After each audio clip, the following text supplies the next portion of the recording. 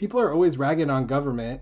You even did so a little bit during this talk, but ultimately, that's what's allowing for these programs to come to fruition. And so, I mean, ultimately, you've got to learn to make. There's the community element that's so important that you mentioned, right? And building trust with the community and working with the experts who, as you said, built these initially. Um, I think another aspect of it is just like kind of what you alluded to before when you talked about the infighting, the beefing, between these different groups. They needed someone to bring them together to work together. And probably if you didn't do that, and you can correct me if I'm wrong, but it would have been a lot more difficult probably for you to get the funding, or at least maybe like, I don't know, you tell me, like, was the funding at all connected to that work that you did, or did you already have the funding and that work was just like kind of like something you realized you needed to do? It's a good question. And so this is where we very particularly get to what I'm going to share is for this whole interview and for some of the following comments is this is my opinion. It doesn't necessarily reflect the opinion of my employer, but I want to, in a very positive way, talk about my employer, which is essentially we had a director at DHS, Allegheny County Department of Human Services, come in, I believe, in early 2021. She had been working here for honestly a long time, but came into a position of director. And it was a priority of hers to start funding explicitly community violence reduction work. So that's the answer why. Like, just the really short version is that historically DHS had not done explicit funding for violence reduction programming. We fund like everything else regarding human services, but historically there was a viewpoint of that's the public health department that should really focus on that, which is a different and much smaller entity here in Allegheny County, our law enforcement.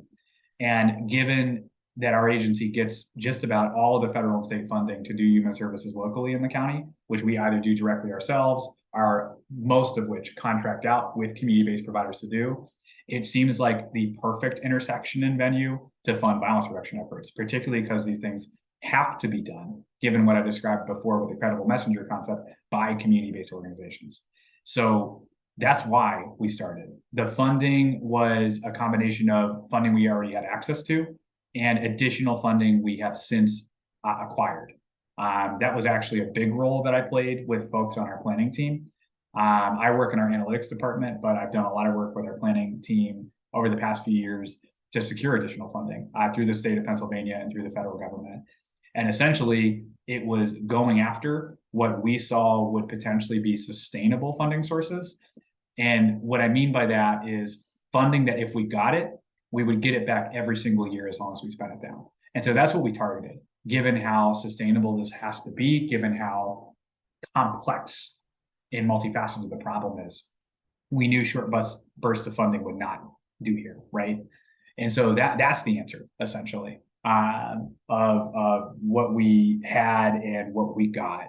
And a lot of it, like all of this, is what I want to say, because you mentioned a bit like, our role as government and bringing folks together. And what I want to say is, so again, when we talk about the history of why our communities look so different, particularly our Black communities and the resources they do not have and the conditions they have to deal with more broadly because of our history of racism in the US. Government was a huge part of that, right? Federal, state, local, particularly local. Almost every decision that affects your life is local. And if we played a substantial role in causing the problem, I argue we have a responsibility to actually undo it with, again, the folks impacted by practitioners that have been working on it for decades, et cetera. So that's one piece of this that I believe pretty deeply as someone who works for government. And then second, there had been a fair amount of coordination work before us, right? Like, we are not the first one to do this in terms of bringing people together.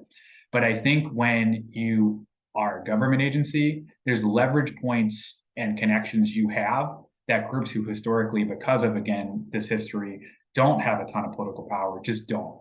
And so what we've tried to do is lift up those groups and bring them together through those leverage we have, whether it's through the funding we have or through the connections we have, or also by being, like, in some cases, a bit of a neutral actor, because like a lot of these beefs can be between organizations. So sometimes it's hard for like one of them to be the coordinating body, although we are contracting with, again, a local organization to be the convening body countywide that I mentioned, and locally they're doing it through their quarterbacks. That has not come without challenges. And I think when those groups also have our support to say, like, look, there's history here, there's some tension here, but we support you in diplomatically addressing this. And we think the sustainable funding commitments and the way we did this in a bottom-up way will help. And we found that it has. We still got tension for sure, but I am a pretty strong believer, as there's nothing that, with very few exceptions, that sitting down to people and actually listening to them, genuinely validating their concerns, for any concerns that may be overblown or not actually there, like still listening and trying to help people understand the real context of what's going on. Don't dismiss them. And then frankly, work with them to look at how we can get to a solution. You do that enough, it works. This is not rocket science, but sometimes it feels like it because we don't do it a lot for a bunch of different reasons. But that's what we've been doing. We sit down with people, we listen, and we work with them to come up with solutions. And you build trust doing that is what I'm getting at. And you take down walls. Because almost like as a last point, I'm connected to this question and conversation more broadly, I genuinely believe it was a part of the answer I first gave you when you talked about how I got to this point of at least a better understanding of these issues than I had historically. And the work I just talked about in terms of getting rid of walls and building trust is most people learn about stuff because they're exposed to it. Either they are impacted by it directly, or it impacts people that look like them or share similar experiences as them that are impacted. And that's how they know about it, and that's why they care about it. And if you're not in those groups, for whatever the issue is, you often don't know about it, or maybe you don't care about it because it doesn't impact you or people that look like you or people with similar experiences as you. And the way you get people to go against that grain of what essentially is enforced tribalism is you talk to people and you learn about their experiences and you validate those experiences. You work through some of the bullshit and you just get to know each other. It's what you're doing in these conversations. Like, you get to know each other. You create a space that's respectful, diplomatic, understanding. And that comes with a lot of patience. But that's how opinions change, is through really what social psychologists call meaningful exposure. That's what that is. It's just prolonged exposure to people with different perspectives.